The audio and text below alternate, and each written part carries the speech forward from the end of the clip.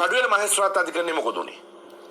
අපි දැක්කා ඊයේ දවස වෙනකොට මේ සෝෂල් මීඩියා වල මාර හාහුවක් ගිහලා විශේෂයෙන්ම හිතන්නේ ශ්‍රී ලංකා e-news හරි මොකක් හරි එකක මහේස්ත්‍රාත්තුමියගේ ඡායාරූපයත් එක්ක පළ කරලා තිබ්බා.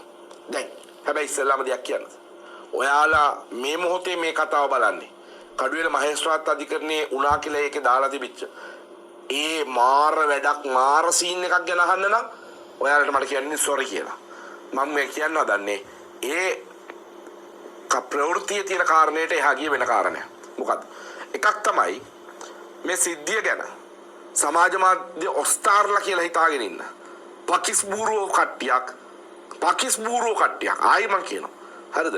සමාජ මාධ්‍ය ඔස්තාර්ලා කියන පකිස් බූරෝ කණ්ඩායම.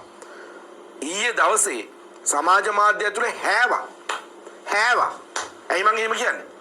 අපි දන්නවා ගරු මහේස්ත්‍රාත්තුමල්ලා තුමියල්ලා මහාධිකරණ අපි පොදු වචන ගමු. ගරු විනිශ්චයකාරතුමල්ලා තුමියල්ලා කියන්නේ තමන්ට විරුද්ධව කවුරු හරි චෝදනාවක් කරොත් එළියට ඇවිල්ලා දැන් මේ අපි කතා කරනවා වගේ නැත්තම් මාධ්‍ය සාකච්ඡාවක් තියලා හරි ඒ කාරණාව නිවැරදි කරන්න හැකියාවක් තියෙන පිරිසක් නෙමෙයි.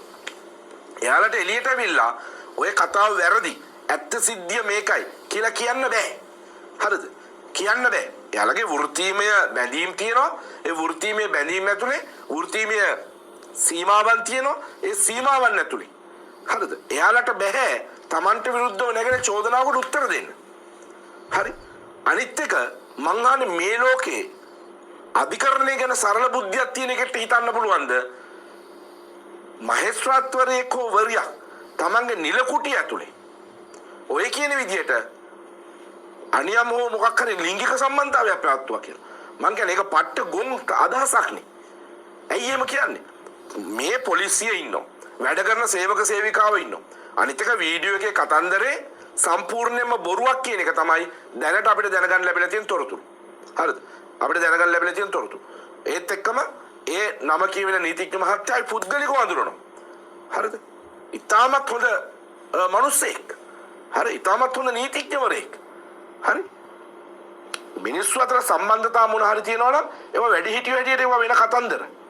හරි? ඒවා වෙන කතන්දර. හැබැයි එක එක්කෙනාගේ පුද්ගලික පරමාර්ථ සහ අභිලාෂයන් වෙනුවෙන් කවුරු හරි කාගේ හරි චරිතයක් ඝාතනය කරනවා නම් කවුරු හරි කාට හරි මෙහෙම චෝදනා කරනවා නම් හරි? දැන් ප්‍රශ්නේ මොකද? දැන් එතකොට මේ සිද්ධිය උන් චෝදනා කරලා උන් නඩු අහලා උන් තීන්දුව දීලා උන් වැරදි කරුව බවට පත් කළත් ඉවරයි.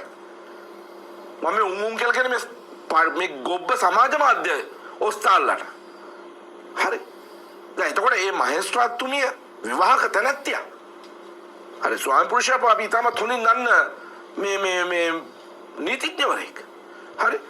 අනිත් නීතිඥ මහත්මයා ඒ සම්බන්ධයෙන් අනිත් එක බරපතල චෝදනා බරපතල බොරු ගන්නාවක් කියනවා. හරි? මහේස්ත්‍රාත්තුමියට පස්සේ ඉන්න වැඩ බලන මේ ප්‍රධාන මහේස්ත්‍රාත්තුරයා බොරු. සාමාන්‍යයෙන් ඕන මහේස්ත්‍රාත් අධිකරණයක ජ්‍යෙෂ්ඨ නීතිඥවරුන් කීප දෙනෙක්ගෙන් සමන්විත වැඩ බලන මහේස්ත්‍රාත්වරුන්ගේ සංචිතයක් තියෙනවා. හරිද? සංචිතයක් තියෙනවා. කඩුවෙලත් මං හිතන්නේ මේ වගේ 10 15 දෙනෙක් ඉන්නවා. 10 දෙනෙක් විතර ඉන්නවා. හරි? වැඩ බලන මහේස්ත්‍රාත්වරු හැටියට. මොකද යම්කිසි විදිහකින් මහේස්ත්‍රාත්තුමාට හෝ තුමියට එදා දවසේ අධිකරණයට පැමිණෙන්න බැරි නම් අර සංචිතයෙන් කියන්නේ ජ්‍යෙෂ්ඨ නීතිඥ මහත්මියගේ සැදුම්ලත් සංචිතයෙන් කෙනෙක්ව එදා දවසට වැඩ බලන්න පත් කරනවා. ඕක තමයි සිද්ධ වෙන්නේ. හරි? ඕක තමයි සිද්ධ වෙන්නේ. හරි? ඒ නිසා මේ වගේ පට්ටපල් බොරු ගොඩාක් ගොතලා මේ කරන චරිත ඝාතන නම් හරිද? මේ කරන චරිත ඝාතන නම් මතක තියාගන්න. හරි? මතක තියාගන්න. views වලට නම් කරන්නේ නැත්තම් likes ගන්න නම් කරන්නේ නැත්තම් සමාජ මාධ්‍ය ඇතුලේ තමන්ගේ නිවුස් එක පට්ට නිවුස් එකක් බවට මං කියන්නේ අනුන්ගේ ඕපදූප කුණු කන්දල් පදනමක් නැති දේවල්. හරිද? මේ ඕගොල්ලෝ සෙල්ලම් කරන්නේ ජීවිතත් එක්ක. මේ සියල්ල ජීවිතත් එක්ක බද්ධ වෙලා තියෙන්නේ. හරි? ජීවිතත් එක්ක බද්ධ වෙලා තියෙන්නේ. හරි? ජීවිතත් එක්ක බද්ධ වෙලා තියෙන්නේ. ඒ නිසා මම කියන්නේ මේවා අපරාධ කරන්න එපා. මේක තව දවසකින් දෙකකින් තුනකින් මේ කාරණේ එළියට එයි හරියට මොකක්ද උනේ කියලා. හරි? මේ කාරණේ එළියට එයි හරියට මොකක්ද උනේ කියලා. හරි? ඒක මේ මහේස්ත්‍රාත්තුමිය සම්බන්ධයෙන් යම් කරුණු කාරණා කීපයක් සම්බන්ධයෙන් අධිකරණ සේවා කමිෂන් සභාවට සමහර බොහෝ විට නීතිඥවරු වෙන්න පුළුවන්. එහෙම නැත්නම් වෙනත් පිරිස් වෙන්න පුළුවන්. යම් ආකාරයක චෝදනා ඉදිරිපත් කරලා තිබ්බා. ඒ ඇවිල්ලා එයාගේ වෘත්තීමය කාරණාවක් පිළිබඳව. හරිද? වෘත්තීමය කාරණාවක් පිළිබඳව. මම කියන්නේ අධිකරණ සේවා කමිෂන් සභාවක්. දැන් මේ වගේ එකකම බකන් නිලාගෙන ඉඳලා හරියන්නේ නැහැ. චේම්බර් එක සීල් කරා නම් අධිකරණ සේවා කමිෂන් සභාව කියන්න තිබ්බා කුමන කරුණු මතද මේ කාරණාව විමර්ශනය වෙන්නේ කියලා. අඩුව තරම. ඒ කියන්නේ යාගේ වෘත්ති ගරු මහේස්ත්‍රාත්තුමියගේ වෘත්තීමය ක්‍රියාවලියේ යම්කිසි අඩුපාඩුවක්ද? හරිද? මොකද්ද වෙලා තියෙන අඩුපාඩුව? මෙන්න මේ සම්බන්ධයෙන් නම් මොකද්ද මේ විමර්ශනය කරන්නේ කියලා කියන්න තිබ්බා. එතකොට මේ වගේ බොරු අවලාද හරිද? සමාජගත වීම නැවතිනවා. අධිකරණ සේවා කමිෂන් සභාව මුනිවතර කළ එකපාරට ඇවිල්ලා අපි සීල් කරා මෙන්න මේක සීල් කරා කියලා එළියට මුදා හැරියාම වටේ ඉන්න කතා රසක් හදා ගන්නවා. හරිද? කතා රසක් හදා ගන්නවා. ඒ නිසා අධිකරණ සේවා කමිෂන් සභාවටත් වක්කීමක් තියෙනවා පැහැදිලිව. හරි? පැහැදිලිව අධිකරණ සේවා කමිෂන් සභාවට වක්කීමක් තියෙනවා. මේ චේම්බර් එක මැජිස්ට්‍රේට්ගේ චේම්බර් එක සීල් කරා නම් මෙන්න මේ සම්බන්ධයෙන් චෝදනා ඉදිරිපත් වෙලා තියෙනවා. මේ සම්බන්ධයෙන් අපි අපේ සාමාන්‍ය ප්‍රොසීඩියර් එක තමයි අපි යම් චෝදනාවක් ඉදිරිපත් වුණාම ඒ සම්බන්ධයෙන් අදාළ මහේස්ත්‍රාත්වරයා හෝ වරියව අපි අනිවාර්යෙන් නිවාඩු යවනවා. නැත්තම් තාවකාලික වැඩසටහනකට ලක් කරනවා.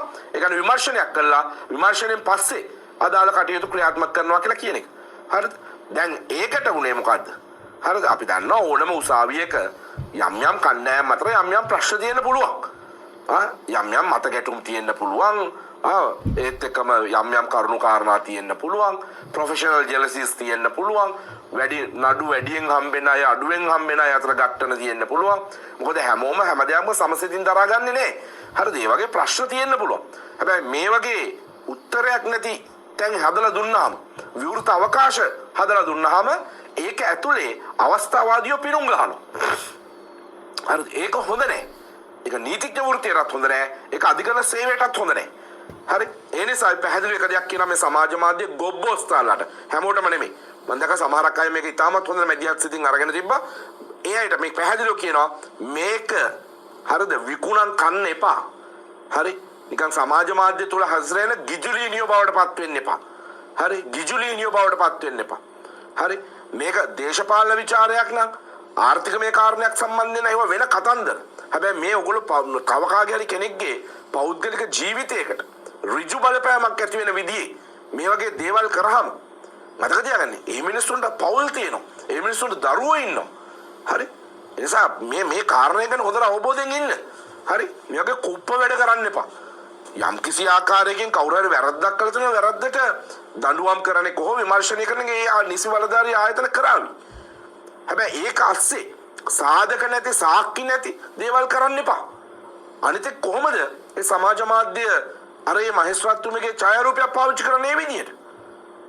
මෙච්චර කාලයක් අපි දැකලා නැහැ කවදාවත් මේ කිසිම මහේස්ත්‍රාත් කෙනෙක් හෝ විනිශ්චයකාරවරයෙක්ට එහෙම දෙයක් වුණාම යම් කිසි සිද්ධියක් ගැන චෝදනාවක් එල්ල වුණාම එහෙම ඡායාරූප දාලා මේ මාධ්‍ය පළ කරන්න දීලා තියෙනවා. අනික කාරණය ඉතාමත් පැහැදිලි. අද දවස වෙනකොට ඒ අදාළ නීතිඥ මහත්මයා සහ මහේස්ත්‍රාත්තුමිය මේ සම්බන්ධයෙන් අපරාධ පරීක්ෂණ දෙපාර්තමේන්තුවට විශේෂම සයිබර් ක්‍රයිම්ස් එකට අද දවසේ ඊයේ දවසේ වෙනකොට පැමිණිලි කරලා තියෙනවා මේ සම්බන්ධයෙන් විමර්ශනයක් කරන්න කියලා පැහැදිලිව පැමිණිලි කරලා තියෙනවා. ඒ නිසා මතක තියාගන්න නිර්දෝෂීභාවය පූර්ව නිගමනය කියන එක උන්ටත් අයිති. ඒ වගේම ඔවුන්ගේ පාර්ශවයේ කරුණු කියන්නත් උන්ට අයිති. හැබැයි අවාසනාවකට මහේස්ත්‍රාත්වරයකට හෝ වරියකට මේ මාධ්‍යයට ඇවිල්ලා නැත්නම් ප්‍රෙස් කොන්ෆරන්ස් එකක් කෝල් කරලා එයාලගේ පැත්තෙන් තොරතුරු කියන්න බෑ. හරිද? එයාලගේ පැත්තෙන් කියන්න බෑ. ඒක ළඟන වෘත්තීමය බැඳීම් තියෙනවා. වෘත්තීමය සීමා තියෙනවා. ඒ නිසා බෑ. හරි?